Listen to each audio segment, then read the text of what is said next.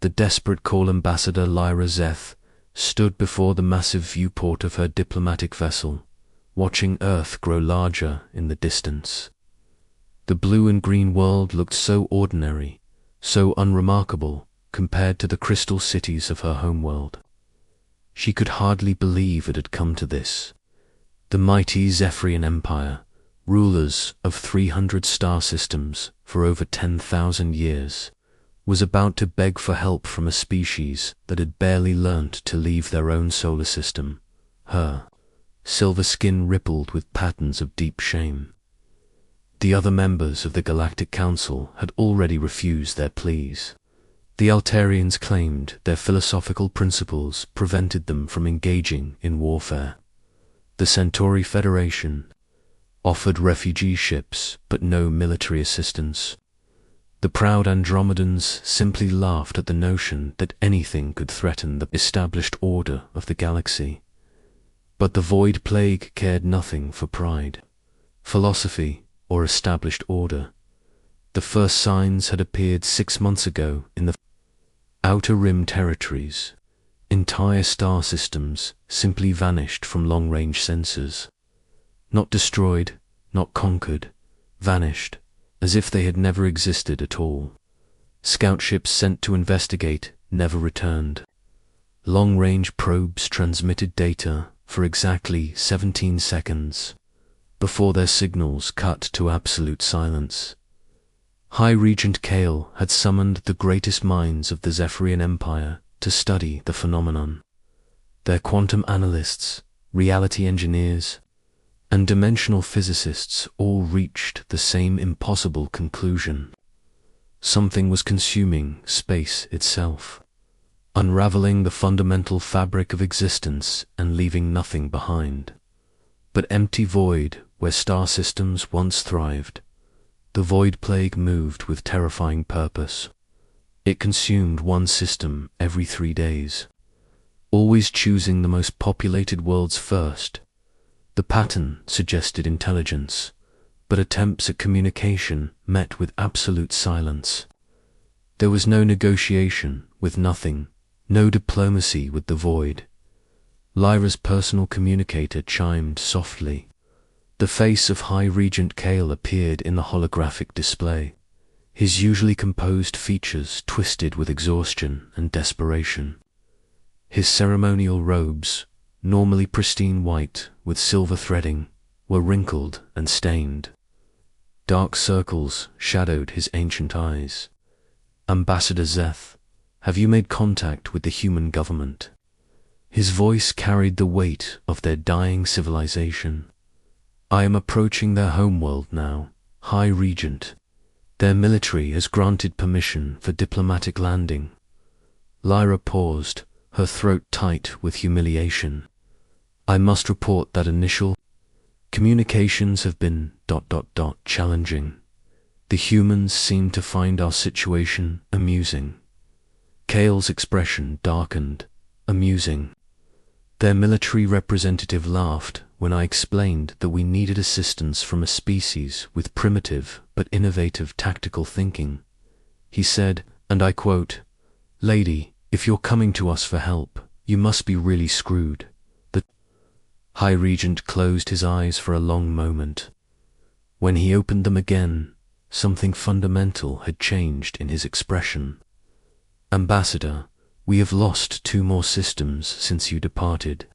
The plague has reached the Middle Territories. Our projections now indicate complete consumption of the Empire within 47 days. 47 days. Lyra felt her heart skip in synchronized terror. "High Regent, surely our remaining fleets can mount some defense. We have tried everything." "Ambassador, energy weapons pass through the plague as if it does not exist. Kinetic bombardments vanish into the void. We deployed quantum singularity warheads directly into the phenomenon. They simply ... stopped existing. The plague consumed our most powerful weapons and grew stronger." Lyra's ship shuddered as it entered Earth's atmosphere. Through the viewport, She could see primitive cities sprawling across the continents. Their technology barely advanced enough for basic space travel. These were the beings she was about to ask for salvation. High Regent, with respect, what can these humans possibly do that our greatest minds cannot? Kale's laugh held no humor. According to our intelligence reports, Ambassador, humans have spent their entire evolutionary history finding creative ways to kill things that should not be able to die. When faced with a problem, they do not seek elegant solutions or philosophically pure approaches. They simply ask, how do we destroy this thing? And then they find a way. The diplomatic vessel touched down at what humans called Andrews Air Force Base. Lyra could see primitive aircraft arranged in neat rows, their designs so crude compared to Zephyrian technology that they seemed almost quaint. Yet something about their sharp angles and weapon-laden frames suggested a different kind of sophistication. These machines were built for one purpose: controlled violence. Captain Sarah Chen waited at the landing platform, her military uniform crisp despite the summer heat. She was smaller than Lyra had expected, barely reaching the ambassador's shoulder even with her elevated boots. Her dark hair was pulled back in a functional style, and her eyes held an intensity that made Lyra instinctively uncomfortable. Beside Captain Chen stood a man in civilian clothes whose appearance immediately set Lyra's diplomatic instincts on edge. Dr. Marcus Webb looked like he had not slept in days. His hair was disheveled, his clothes wrinkled, and his eyes held the manic gleam of someone who had seen too much and learned things he should not know. Dark stains on his lab coat suggested recent chemical experiments.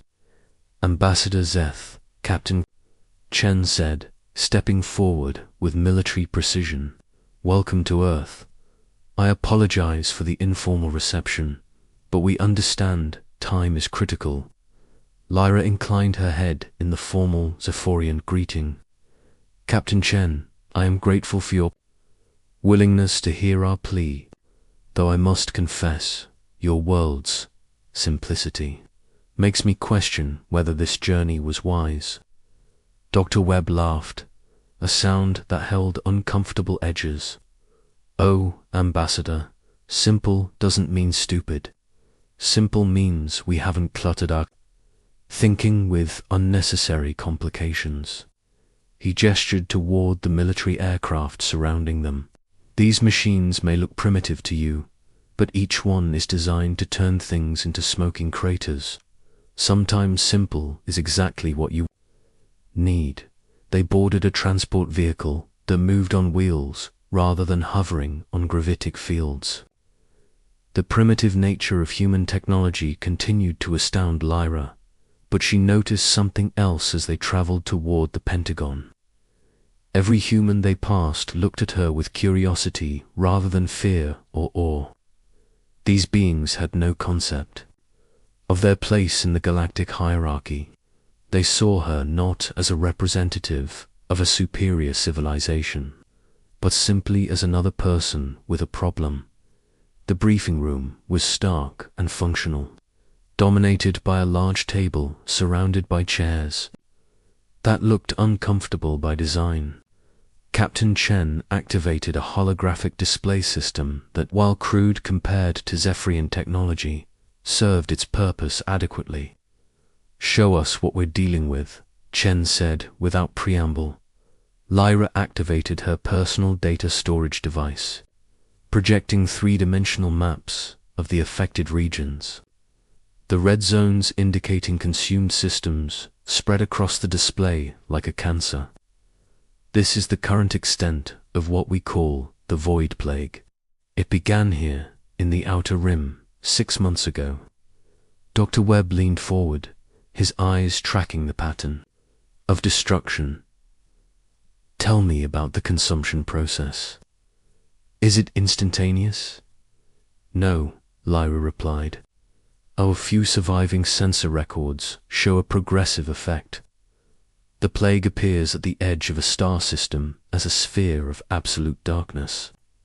It expands at exactly 1/10 the speed of light, consuming everything in its path.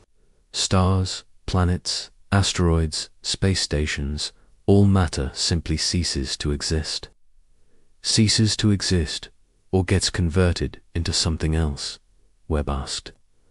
Our instruments cannot detect any byproducts.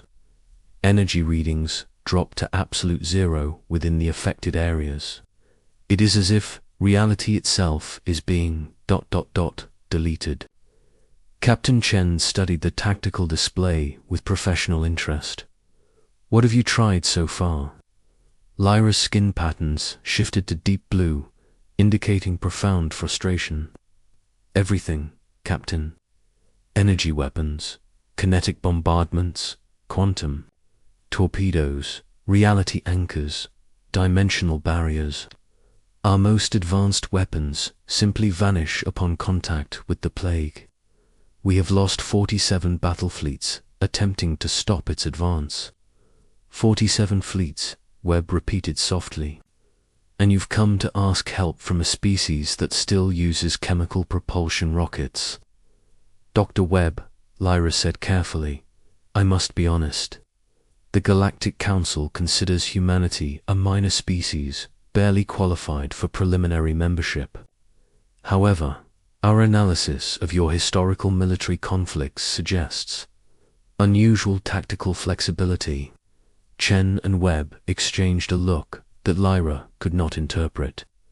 Ambassador, Chen said slowly, when you say unusual tactical flexibility, what exactly do you mean? Your species has a documented history of finding unconventional solutions to seemingly impossible military problems. You adapt quickly, ignore traditional limitations, and employ strategies that other species consider ... unethical. Dr. Webb's grin was sharp and unsettling. Unethical, I like that. Captain, should we tell her about the Madagascar Protocol? Not yet, Chen replied. Ambassador, I need you to understand something about humans. We're not bound by the same philosophical constraints as your Galactic Council. When something threatens our survival, we don't worry about elegant solutions or moral purity. We worry about results. Lyra felt a chill run through her body despite the room's temperature. What are you suggesting? I'm suggesting, Chen said, that maybe the reason your advanced civilizations can't stop this thing is because you're thinking about it wrong. You see an impossible enemy that breaks the rules of physics. We see a target that just needs the right kind of killing. Webb activated his own datapad, displaying complex equations that hurt Lyra's eyes to look at directly. Ambassador, you said energy weapons and kinetic bombardments don't work. What about exotic matter, dark energy manipulation, quantum vacuum collapse? I do not understand these terms. Of course you don't, Webb said cheerfully. They're all theoretical weapons that violate several galactic treaties and most definitions of sane scientific practice. But if we're dealing with something that's eating reality itself, maybe we need to fight fire with fire. Captain Chen leaned back in her chair, her expression calculating. Ambassador, if we agree to help, we would need complete access to your technology, your manufacturing capabilities, and your remaining military assets. More importantly, you would need to accept that human military doctrine might involve methods your people consider morally objectionable. What kinds of methods? Lyra asked, though she dreaded the answer. The kind, Chen said quietly, that win wars instead of just fighting them. The room fell silent as Lyra considered the implications. Her proud ancient civilization was being offered salvation by a species of primitive warriors whose very approach to warfare terrified more advanced races. The choice before her was simple: maintain their dignity and face extinction, or embrace humanity's violent pragmatism and possibly survive. Outside the briefing room, she could hear the distant sound of human aircraft taking off and landing, their primitive engines roaring with crude power. It was the sound of a civilization that had built itself through conflict, that saw every problem as an enemy to be defeated, rather than a puzzle to be solved elegantly. High Regent Kale must make this decision, she said finally. But I will recommend that we accept your assistance. Dr. Webb's grin widened. Excellent. Captain, should we start with Project Prometheus or jump straight to the Scorched Galaxy Protocol? Let's see what their technology can handle first, Chen replied. Ambassador, you're about to learn why the galaxy should be very careful about what it asks humanity to do. As Lyra prepared to contact her homeworld, she realized that she had set something in motion that could not be stopped. The Zephyrian Empire had asked for humanity's help, and they were about to receive it in ways they had never imagined. Whether that would be salvation or something far more terrifying remained to be seen. The Void Plague had consumed hundreds of star systems, but it had never faced an enemy that fought without honor, without mercy, and without the limitations that defined civilized warfare. It was about to learn what happened when humans decided that something needed to stop existing. The galaxy would never be the same. Asterisk. The Human Solution 3 weeks after Ambassador Lyra Zeth's desperate plea on Earth, the Human Response Fleet arrived. In Zephyrian space, with the subtlety of a meteor impact, the ships themselves looked wrong to trained galactic eyes. Where Zephyrian vessels were elegant curves of crystalline metal that moved like living creatures through space, human warships were angular blocks of armor, bristling with weapon systems that served no purpose other than destruction. Captain Sarah. Chen stood on the command bridge of the UES Retribution, watching the largest space construction project in galactic history take shape around the dying Zephyrian homeworld. Thousands of human engineering crews worked alongside desperate Zephyrian technicians, converting peaceful orbital platforms into weapons that violated 17 different galactic treaties and several fundamental laws of physics. Status report. Dr. Webb, Chen said, without taking her eyes off the tactical display. Dr. Marcus Webb looked up from his mobile laboratory, his eyes red with stimulants and obsessive focus. The dark stains on his lab coat had multiplied, and several areas actually glowed with radioactive residue. The quantum cascade initiators are ready for deployment. I've successfully weaponized the zero-point energy field using Zephyrian reality. Anchor technology. The theoretical yield should be sufficient to collapse local spacetime within a 50 light-year radius. High Regent Kale, who had been observing the preparations with growing horror, turned pale at Webb's casual description. Dr. Webb, you are describing a weapon that could destroy entire sectors of the galaxy. Surely there must be a more proportionate response. Webb laughed, the sound echoing strangely in the crystalline architecture of the Zephyrian command. Center, High Regent, your people tried proportionate responses for 6 months. How did that work out for you? He gestured at the tactical display where red zones now covered 60% of Zephyrian space. The Void Plague doesn't understand proportionate. It only understands consumption and expansion. So we're going to teach it about entropy and universal heat death. Ambassador Lyra watched the human preparations with mounting unease. In 3 weeks, the crude beings from Earth had commandeered their most advanced manufacturing facilities and turned them into production centers for weapons she could barely comprehend.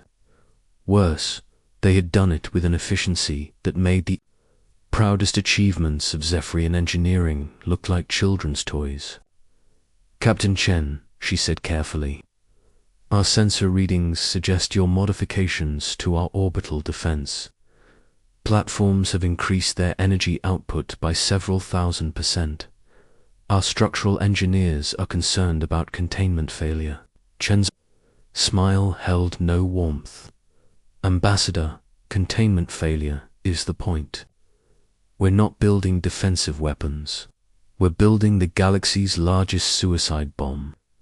The casual way Captain Chen discussed ending entire civilizations made Lyra's silver skin ripple with patterns of deep distress. Captain, surely you don't intend to destroy our homeworld along with the plague? That depends, Chen replied, on how much you want to survive this war.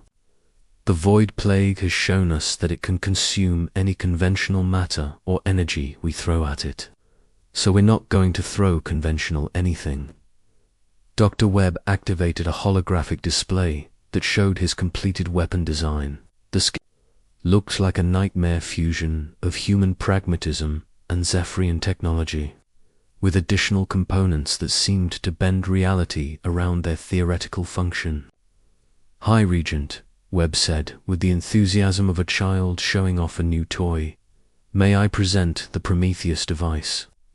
It works by creating a controlled collapse of the quantum vacuum state, essentially convincing the universe that a large volume of space-time should stop existing. The beauty is that, instead of being consumed by the Void Plague, the affected region will simply cease to be, taking the plague with it." Kale stared at the schematic in horror. "Dr. Webb, you are describing the deliberate destruction of reality itself only locally," Webb assured him. "The effect should be contained to a mere 40 light-year sphere. Of course, everything within that sphere, including several of your remaining colonies, will stop existing. But that's better than letting the plague consume the entire galaxy." "You're talking about sacrificing millions of our people," Lyra said, her voice trembling with outrage. Captain Chen turned to face her directly, and Lyra saw something in the human's eyes that made her step backward instinctively. It was not cruelty or madness, but something far more terrifying, absolute certainty in the necessity of her actions. "Ambassador Chen said quietly, your people are already dead. The plague will reach your core systems in 18 days. Evacuation fleets can save maybe 10% of your population before it arrives. Our way, we save 90% and stop the threat permanently. But the moral implications are irrelevant." Webb interrupted, his manic energy focused too. Laser intensity. "Ambassador, morality is a luxury for civilizations that aren't facing extinction. The Void Plague doesn't care about your ethical frameworks. It wants to eat everything that exists, and it's very good at its job. So we're going to be better."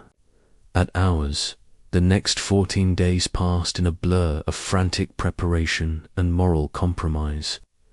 Human engineers worked with Zephyrian technicians to build weapons that should not exist. The orbital platforms around the Zephyrian homeworld were transformed into components of a device designed to commit controlled genocide against reality itself. Lyra found herself caught between her duty to her people and her growing horror at humanity's methods. The humans worked with cheerful efficiency, treating the construction of universe-ending weapons as a routine engineering project. They made jokes while calibrating quantum cascade initiators and hummed cheerful songs while installing reality anchors that could unmake entire solar systems. "Captain Chen," she said during one of their daily briefings, "I must ask, ... do your people feel no guilt about what we're planning?" Chen looked up from her tactical calculations, her expression genuinely puzzled. "Ambassador, why would we feel guilt about saving your civilization? Because you're planning to destroy inhabited worlds. Millions of innocent lives will cease to exist because of our actions." and billions of innocent lives will continue to exist because of our actions, Chen replied simply. Ambassador, this is basic mathematics. We sacrifice the few to save the many. Every military commander in history has faced this choice. Dr. Webb emerged from his laboratory covered in what looked like liquid starlight, his eyes bright with scientific triumph. Captain, I have successfully integrated Zephyrian meditation techniques into the targeting system. Instead of just destroying the plague, we can actually reverse its effects on consumed regions. We might be able to bring back some of the lost systems. This news brought the first hope Lyra had felt in months. Dr. Webb, are you saying you can restore our lost worlds? Webb's grin was manic and beautiful. Better than that, Ambassador. We can use the plague's own consumption mechanism against it. Every system it's devoured has been converted into pure void energy. When we trigger the Prometheus device, that energy will be released and reformed according to our specifications. I mean we can rebuild your civilization from the ground up, literally pulling matter and energy back from nothingness. The humans will have not just saved the Zephyrian Empire, but given it the power to reshape entire sectors of the galaxy. The implications were staggering. Humanity, barely advanced enough for basic space travel, was offering to give the Zephyrians godlike power over matter and energy. The moral complexity of the situation made Lyra's head spin. On the final day before the Void Plague reached the core systems, the Prometheus device came online with a sound that existed in dimensions beyond normal hearing.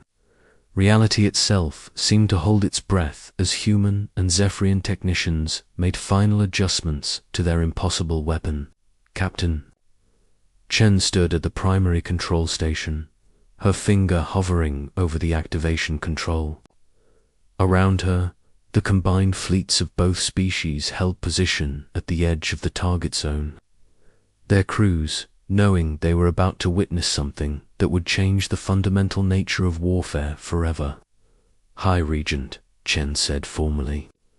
This is your last chance to stop this. Once I activate the device, there's no going back. The moral weight of what happens next will fall on both our species. Kale looked at the tactical display showing the approaching Void Plague, then at the terrified faces of his people in the evacuation centers. When he spoke, his voice carried the weight of absolute authority and absolute desperation. Captain. Chen, activate the Prometheus device. Save what remains of my people, whatever the cost. Chen pressed the activation control. What happened next defied every law of physics the galaxy thought it understood. Space itself screamed as the Prometheus device tore holes in reality and used them to devour the Void Plague before it could devour anything else. The consumption effect reversed, pulling destroyed star systems back from nothingness and rebuilding them according to specifications programmed by human engineers. But the humans had not simply restored what was lost. They had improved it. The rebuilt Zephyrian worlds emerged from the void transformed. Cities that had been consumed months ago returned as gleaming monuments to impossible architecture. Dead stars reignited with energy patterns that generated power beyond anything previously imagined. The very fabric of space in the affected regions had been rewoven to be more stable, more conducive to life, more perfect than nature had originally created. In the space of 17 minutes, humanity had not just saved the Zephyrian Empire, they had upgraded it. Dr. Webb collapsed from exhaustion and stimulant overdose as the device powered down, but his smile never faded. Captain, he whispered, we didn't just kill the Void Plague. We made it work for us. Every system it consumed became raw material for our reconstruction project. Ambassador Lyra stared at the tactical display, showing her civilization reborn. improved, and expanded beyond its original borders. The humans had kept their promise to save her people, but in doing so, they had demonstrated a level of power and moral flexibility that terrified every advanced species in the galaxy. "Captain Chen," she said slowly, "what you have done here. The other species will see this as a threat to the established order. You have shown that humans can unmake and remake reality itself." Chun's smile was tired but satisfied. "Ambassador, let them be threatened. Your people came to us for help, and we delivered. If the galaxy's other civilizations have a problem with our methods, they're welcome to come discuss it with us. But they should remember that we just proved we can delete star systems and rebuild them better than they were before." The aftermath of the Prometheus event, as it came to be known, sent shockwaves throughout galactic civilization.